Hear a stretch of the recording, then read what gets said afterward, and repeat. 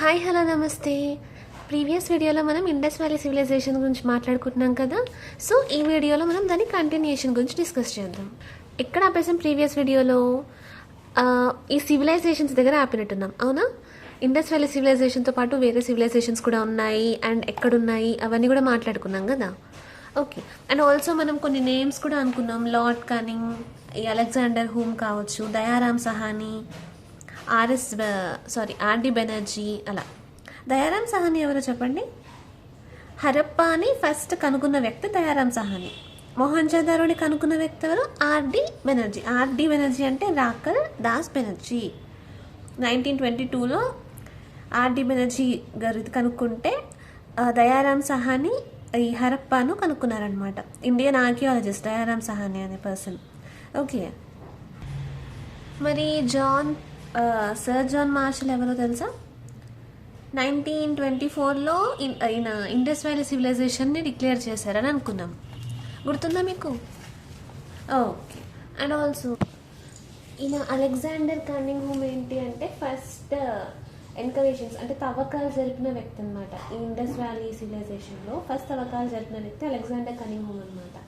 అయితే ఏఎస్ఐ స్థాపించినప్పుడు భారత వైస్రాయ్ ఏమో లార్డ్ కనింగ్ అనమాట. ఓకే, ఇంకొక వైస్రాయ్ కూడా గుర్తుంది కదా, రీఎస్టాబ్లిష్ అయినప్పుడు లార్డ్ మెమో అనే పర్సన్ కూడా వైస్రాయ్ అనమాట, వైస్రాయ్గా చేశారనమాట after re-establishment of ASI. Okay, మర్చిపోవద్దు. ఈ నేమ్స్ అన్నీ కూడా మనం మాట్లాడుకున్నాం. సో ఈ వీడియోలో మనం ఈ లోవర్ సిటాడల్ అంటే ఏంటి, సిటాడల్ అంటే ఏంటి, ఇండస్ వ్యాలీ సివిలైజేషన్ ఎన్ని పార్ట్స్గా డివైడ్ అయ్యింది, and Indus valley civilisation sites ఏంటి, ఆ సైట్స్ ఫైండింగ్స్ ఏంటి, అండ్ ఇలా డిఫరెంట్గా వాటి రిలేటెడ్ అన్నీ కూడా తెలుసుకుందాం. ఎన్కవేటర్ ఎవరు అనేది, అండ్ ఆల్సో సైలెంట్ ఫీచర్స్ ఏంటి అట్లా. ఓకే, టౌన్ ప్లానింగ్ ఎలా ఉంది, సైలెంట్ ఫీచర్స్ ఏంటి, ఇవన్నీ కూడా మనం మాట్లాడుకుందాం. Okay, so let us start. ఇక్కడ మీకు ఇండస్ వ్యాలీ సివిలైజేషన్ అనేది 2 సిటాడల్స్గా డివైడ్ అయి ఉంటుంది అనమాట.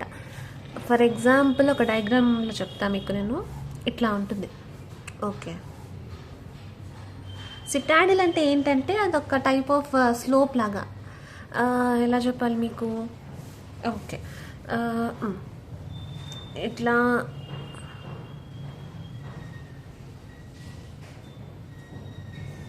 ఇట్లా ఉందనుకోండి. సో ఈ స్లోప్ అనేది సిటాడిల్ అన్నట్టుగా అంటాం అనమాట మనం. ఓకే, మళ్ళీ ఈ స్లోప్ని అట్లా. ఇది ఏంటి? డిడ్జ్ అనమాట, డిఫెన్సివ్ డిడ్జ్ అంటారు. అంటే తన వరదలు వచ్చాయంటే ఫస్ట్ ఇక్కడ నుంచి ఇక్కడే ఆగిపోతాయి. సో దీన్ని ఎక్కి ఈ సెటాడిల్ దాటి రావు. ఇదేమో లోవర్ సెటాడిల్, ఇదేమో హయ్యర్ సెటాడిల్. ఓకే, ఇది ఎక్కి రావన్నమాట. ఇది ఎందుకు అంటే it's because to protect from the floods వచ్చినప్పుడు ప్రొటెక్ట్ చేసుకోవడానికి. ఓకే, ఇది చూడండి, ఇది డిఫెన్సివ్ డిడ్జ్ కింద ఎడ్జ్లో ఉండేది, అండ్ ఇది లోవర్ సెటాడిల్. ఓకే, ఇది వచ్చి హయ్యర్ సెటాడిల్, అప్పర్ సెటాడిల్, ఏదైనా ఒకటే అప్పర్ సెటాడిల్. ఓకే, అయితే ఈ అప్పర్ సెటాడిల్ కూడా 2 పార్ట్స్గా డివైడ్ అవుతుంది, ఈస్ట్ అండ్ వెస్ట్. ఓకే, అసలు ఈ లోవర్ సెటాడిల్లో ఎవరు ఉంటారు, అప్పర్ సెటాడిల్లో ఎవరు ఉంటారు అంటే లోవర్ సెటాడిల్లో కామన్ పీపుల్ ఉంటారనమాట. ఎకనామికల్గా లో ఉన్న పీపుల్ వాళ్ళు అక్కడ నివసిస్తూ ఉంటారనమాట. ఓకే, అంటే చిన్న చిన్న పనులు చేసుకుంటూ ఎకనామికల్గా చాలా లోగా ఉన్న పీపుల్ ఇక్కడ ఉంటారనమాట, కొంచెం మరి పేదవాళ్ళు అన్నట్టుగా ఉంటుంది. ఓకే, అప్పర్ సెటాడిల్ అని అంటే ఏంటి అంటే ఇక్కడ బిజినెస్ పీపుల్ ఉంటారు, ఎకనామికల్గా డెవలప్ అయిన పీపుల్ ఉంటారు, మంచి అడ్మినిస్ట్రేషన్ ఉంటుంది. ఓకే, అంటే కొంచెం డెవలప్డ్ ప్లేస్ అనమాట, కొంచెం డెవలప్ అయిన ఏరియా అనమాట. మనం చూస్తూ ఉంటాం కదా నార్మల్గా మన ప్లేసెస్లో కూడా కొంతమంది గుడిసెల్లో ఉంటూ ఉంటారు, కొంచెం మంచి ప్లేసెస్కి వెళ్ళినప్పుడు కొంతమంది మంచి డెవలప్డ్గా ఉంటుంటారు, అట్లా అనమాట. మీకు సింపుల్గా అర్థం కావాలంటే. ఓకే, ఈ అప్పర్ సెటాడిల్లో కూడా ఈస్ట్ వెస్ట్ ఎందుకు ఉంది అంటే ఇక్కడ వెస్టర్న్ అంటే ఏంటి అంటే పబ్లిక్ వర్క్ చేసే ప్లేస్ అనమాట. ఈ వెస్ట్ సైడ్ పబ్లిక్, ఇక్కడ ఏమంటారు, ఎకనామికల్లీ మంచిగా ఉన్న వాళ్ళు పబ్లిక్ కావచ్చు, అంటే మంచి బిజినెసెస్ అన్నీ కూడా ఇక్కడ రన్ అవుతుంటాయి. లైక్ మన స్టేట్కి ఇప్పుడు ఇట్లా క్యాపిటల్ ఉంటుంది, అక్కడ అన్ని బిజినెసెస్ రన్ అవుతాయి ఎక్కువగా, అట్లా ఉంటాయి కదా. సో అంటే క్యాపిటల్ అని కాదు ఇక్కడ, బట్ నేను ఎగ్జాంపుల్గా చెప్తున్నాను అంతే.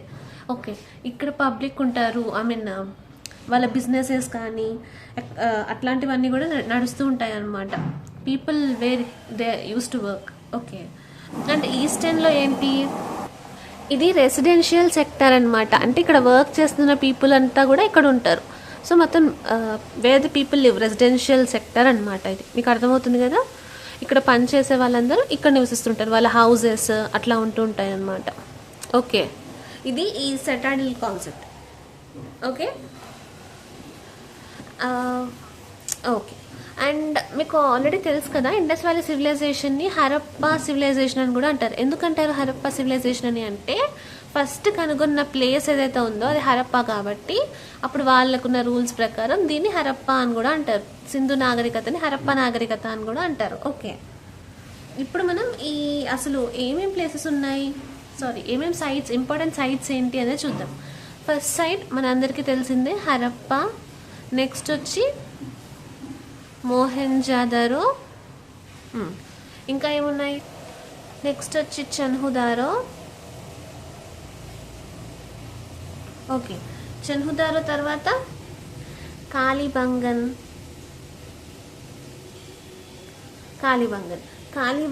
అండ్ దెన్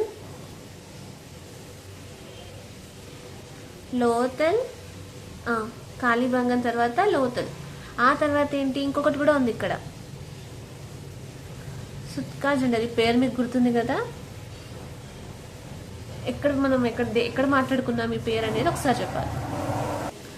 ఈ పేరు మనం ఎక్కడ డిస్కస్ చేసుకున్నాం గుర్తుందా, సుత్కా జెండర్ అనే పేరు మీరు గుర్తు తెచ్చుకుంటూ ఉండండి. నెక్స్ట్ నేమ్ ఏంటి, డోలవీరా. ఓకే, నెక్స్ట్ నేమ్ ఏంటి, డోలవీరా. నెక్స్ట్ వచ్చి అలంగేర్ పోర్. ఇది కూడా ఎక్కడో డిస్కస్ చేసాం, ఇక్కడ దైమాబాద్ అండ్ మాండా. ఓకే, ఇవి ఎక్కడ డిస్కస్ చేసామో కూడా గుర్తు తెచ్చుకోండి. మనం డిస్కస్ చేసుకుంటూ మాట్లాడుకుందాం వాటి గురించి కూడా. ఓకే, సో మనం ఫస్ట్ ఇంకొకటి కూడా ఉంది, మర్చిపోయా, అమ్రి. ఇదొక ప్లేస్. ఇది చాలా ఈ టూ అనేవి చాలా ఇంపార్టెంట్. ఇవనేవి ఏంటి అంటే జస్ట్ మనకి డిస్కస్ చేసుకున్నాం కదా వీటి గురించి, అందుకని హైలైట్ చేశాను అంతే. ఫస్ట్ హరప్పా గురించి మాట్లాడుకుందాం. హరప్పా అంటే ఇలా ఉండేదన్నమాట. గూగుల్లో ఒకసారి చెక్ చేస్తే ఇంకా రిఫరెన్స్ ఫొటోస్ దొరుకుతాయి చూడండి. హరప్పా మనకి 1921లో దొరికిందనమాట, తెలిసిందనమాట, బయటపడిందనమాట. ఎన్కవేటర్ అంటే హూ ఫౌండ్ ఇట్ అనమాట, ఎవరైతే కనుక్కున్నారు. ఓకే, అక్కడ త్రవ్వకాలు ఫస్ట్ జరిపి ఇక్కడ హరప్పా అనే ప్లేస్ ఉందని కనుక్కున్న పర్సన్ ఎవరు అని అంటే దయారాం. ఇది ఆల్రెడీ మనం చెప్పుకున్నాం కదా, ఈ పర్సన్ అని దయారాం సహాని. గుర్తుపెట్టుకోవాలి, 1921 ఎన్కవేటర్ వచ్చి దయారాం సహాని. ఓకే, ఏం కనుక్కున్నారు, హరప్పా అనే ప్లేస్ ఉంది అనేది కనుక్కున్నారు. ఓకే, ఇక్కడ మీకు ఇంకొక డయాగ్రామ్ సింపుల్గా మీకు అర్థమయ్యేలా చెప్తాను. ఫర్ సపోజ్ ఇక్కడ ఒక ప్లేస్ ఉంది. సో సంథింగ్ ఇక్కడంతా ల్యాండ్ ఉంది, అగ్రికల్చర్ ఆల్రెడీ స్టార్ట్ అయ్యింది ఇండస్ వ్యాలీ సివిలైజేషన్ కన్నా ముందే అని చెప్పుకున్నాం కదా మనం ప్రీవియస్ వీడియోస్లో, గుర్తుంది కదా. ఓకే, అండ్ ఇక్కడ వచ్చి మీకు ఐడియా ఉందా, కొన్ని బుక్స్లో చూసుంటారు డయాగ్రామ్, కొన్ని బుక్స్లో లేదు. సో ఇదంతా అగ్రికల్చర్ ఫీల్డ్ అమ్మా. సో ఇక్కడ వచ్చి థ్రెషరింగ్ ఫ్లోర్ ఉంటుంది, ఇక్కడ గ్రానరీ ఉంటుంది. ఓకే, ఇక్కడ బ్రాక్స్ ఉంటాయి అన్నమాట. ఓకే, ఇక్కడంతా పంట పండిస్తారు. థ్రెషరింగ్ ఫ్లోర్ అంటే ఏం లేదు, పంటని ప్రాసెసింగ్ చేస్తారనమాట. స్టోర్ చేసే ముందు గ్రెయిన్ని, ఆ విత్తనాన్ని పంట నుంచి తీస్తారు కదా. సో ఇక్కడ ప్రాసెసింగ్ జరుగుతూ ఉంటుంది.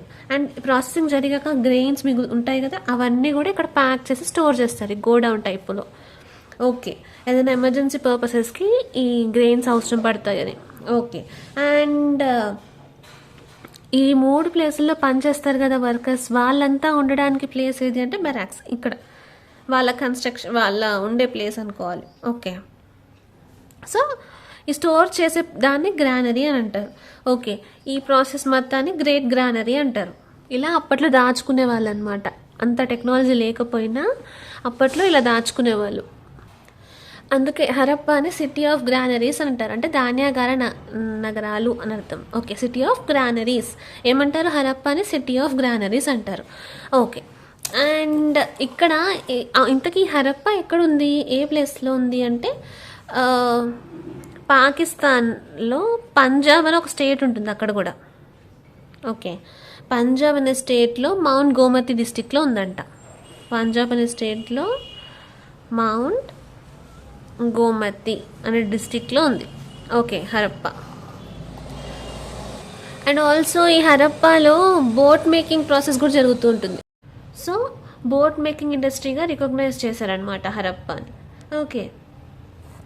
సో హరప్పాలో గ్రానరీస్ ఉన్నాయి చాలా, అంటే 6 గ్రానరీస్ ఉండేవన్నమాట 2 rows. అంటే ఇట్లా ఉండి ఇట్లా ఉండడం అట్లా ఉండేవన్నమాట. 6 గ్రానరీస్ ఉండేవి 2 rows. అంటే ఈచ్ రోలో 6, మొత్తం 12 స్మాల్ గ్రానరీస్ లాగా ఉండేవన్నమాట. అరౌండ్ ఇట్లా 50-20 డైమెన్షన్స్లో ఉంటాయి. ఓకే. సో అవి సిమిలర్గా ఏంటి అంటే ఈజిప్ట్ సివిలైజేషన్లో ఒక సిస్టమ్ ఉంటుంది, టెల్ అమర్నా సంథింగ్ సిస్టమ్ ఒకటి ఉంటుంది అనమాట. సో దానిలాగా ఉంటాయని చెప్తారు మోస్ట్లీ. ఓకే, ఏంటది అంటే టెల్, పేరు కొంచెం వెరైటీగా ఉంది కదా, టెల్ ఎల్ అమైనా. ఈ సిస్టమ్ ఉండేదంట ఈజిప్ట్ సివిలైజేషన్లో, దాని మోడల్లో ఉంది, దానికి సిమిలర్గా ఉంది అని చెప్తారు ఈ గ్రానరీస్ అనేవి. అండ్ ఇక్కడ ఇంకా ఏం దొరికాయి అంటే అమ్మవారి ముద్రిక, గాడెస్, మదర్ గాడెస్ అమ్మవారి ముద్రిక దొరికింది, నటరాజ స్వామి స్టాచ్యూ దొరికింది. ఓకే, నటరాజు, అలాగే అమ్మవారి ముద్రిక అలా దొరికిందనమాట. ఓకే, ఇక్కడ కూడా పూజ చేస్తారు, ఇక్కడ కూడా పూజలు, వర్షిపింగ్ అనేది ఉంటుంది అనేది మనకు అలా తెలిసిందనమాట. సీల్స్, ఆర్టిఫాక్ట్స్ అంటాం మనం దీన్ని. ఓకే, నెక్స్ట్ ఇంకా ఏం దొరికిందంటే శవపేటికలు ఉంటాయి కదా, చనిపోయిన మనుషుల శవపేటిక దొరికింది. అలాగే ఒక శ్మశానం, లైక్ హెచ్ షేప్డ్ సిమెటరీ అని అంటారు. ఓకే, హెచ్ షేప్లో ఉన్న శ్మశాన వాటిక దొరికింది. అండ్ ఆల్సో ఇక్కడ అద్దాలు, బ్రాన్స్ అద్దాలు దొరికాయి. అండ్ ఆల్సో ఇక్కడ గోడలు ఎట్లా ఉండేవి అని అంటే కాల్చి, బ్రిక్స్ ఉంటాయి కదా, బ్రిక్స్ని కాల్చి గోడల్లా కట్టుకునేవారు అనమాట. అలాగే గ్రానరీస్ మాట్లాడుకున్నాం కదా, గ్రానరీస్ ఉండేవి. లేబర్ హౌసెస్ ఉండేవి, అవి కూడా 2 room స్ట్రక్చర్స్ లాగా ఉండేవన్నమాట. అండ్ ఇక్కడ బయట దేశంలో ఫారిన్ పీపుల్స్ స్కల్స్ కూడా మనకి ఇక్కడ దొరికాయంట ఈ హరప్ప ఈ ప్లేస్లో. ఓకే. అండ్ ఆల్సో అప్పట్లో టెక్నాలజీ పరంగా ఏంటంటే పాటరీ, కుండలు తయారు చేసేవాళ్ళు కదా, కుండలు, ఆ వీల్స్ ఉంటాయి కదా పాట్స్ తయారు చేయడానికి, పాటరీ వీల్స్ అవి ఉండేవి. వానిటరీ బాక్సెస్, డైస్, కాపర్ ప్లేట్స్ ఇట్లాంటివి అన్నీ కూడా అక్కడ దొరికాయి అనమాట. అండ్ ఆల్సో ఇక్కడ స్నేక్ ఇమేజెస్ కూడా, అంటే దేవతలు, నాగదేవతలు ఉంటారు కదా, సో అట్లాంటి ఇమేజెస్ కూడా దొరికాయి అన్నమాట. ఇట్లా డిఫరెంట్గా మనకు అక్కడ వీళ్ళు కనిపెట్టారనమాట ఇవన్నీ, ఓహో ఈ ప్లేస్లో ఉన్నాయి అని. అండ్ ఆల్సో ఇక్కడ ఇది శాండ్ ఉంటుంది కదా, ఇసుక, కాపర్ వీటి రిలేటెడ్ ఒక ఖడ్గం, లైక్ ఒక ఆయుధం దొరికిందంట అప్పుడు, ఆ టైంలో దొరికిందనమాట. ఓకే, ఇట్లా రకరకాలవి కూడా, ఇవన్నీ కూడా మనకు హరప్పా టైంలో దొరికాయి, అక్కడ తవ్వకాలు జరుపుతున్నప్పుడు దొరికాయి. ఈ మెయిన్గా ఈ పర్సన్ టీమ్ ఈయన కనిపెట్టిన వస్తువులు అనమాట. ఓహో ఈ టైంలో ఇవన్నీ కూడా ఉన్నాయా అని మనకు అప్పటి నుంచి తెలిసింది. అండ్ ఆల్సో ఇక్కడ టెరకోటా ఫిగర్స్ ఉండేవి, టెరకోటాస్ కూడా ఇక్కడ అప్పట్లో దొరికాయంట. ఇవి కూడా ఉన్నాయా ఆర్టిఫాక్ట్స్ అనేసి అప్పట్లో దొరికాయి. మోస్ట్లీ అక్కడ ఆక్యుపేషన్ ఏముండేది జనరల్గా, ఈ క్రాఫ్ట్ వర్క్, ఈ పాటరీ కావచ్చు, మెటలర్జీ, బీడ్ మేకింగ్, ఇట్లా ఈ క్రాఫ్ట్ వర్క్సే ఉండేవి. అండ్ అగ్రికల్చర్ ఉండేది. ట్రేడ్ నార్మల్గా ఇంటర్నల్ ఎక్స్పోర్ట్ ఇంపోర్ట్ ట్రేడ్స్ ఉంటాయి కదా, మెసొపటోమియాకి, హరప్పాకి, ఇవి ట్రేడ్స్, ఇవి మనం ఆల్రెడీ మాట్లాడుకున్నాం. ఇంపోర్ట్ ఏంటి, ఎక్స్పోర్ట్స్ ఏంటి అనేవి ఆల్రెడీ మనం మాట్లాడుకున్నాం. అంటే మెసొపటోమియాకి హరప్పాకి మధ్య జరిగిన ఈ బిజినెస్ డీలింగ్ అనేది. ఓకే. అండ్ అగ్రికల్చర్ ఏంటి అంటే వీట్, బార్లీ, డేట్స్, ఇలా డిఫరెంట్వి యూస్ చేసేవారు. అలాగే అప్పట్లో యానిమల్స్ని కూడా పెంచుకునేవారు అనమాట.